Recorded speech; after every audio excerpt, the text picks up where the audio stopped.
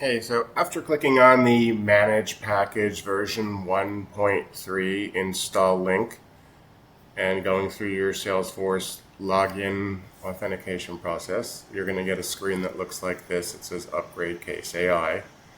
Even if you've never installed it before, it's still going to say Upgrade on top, just because we're always evolving our Manage Package version. This is 1.3, and then you decide if you want to install it for admins only, for all users, or for specific profiles. Likely all users, but if you want a staged rollout, then choose accordingly. And then you enter the install key up here where it says it's protected. Check this box to acknowledge that it's a managed package, not part of App Exchange, which is expected.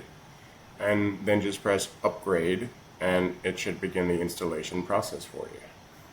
And you're going to see a screen like this where it says, hey, approved third-party access. It should say app.kayse.ai as the trusted site.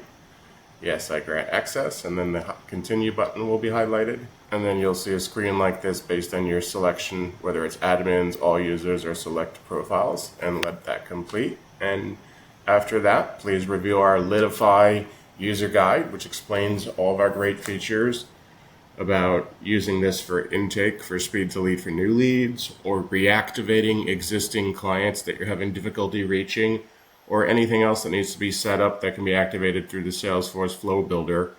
Kayse is fully integrated, and you just make sure that whoever you want to be contacted, you add to the list that's associated with either a campaign or a speed to lead workflow. Thank you very much.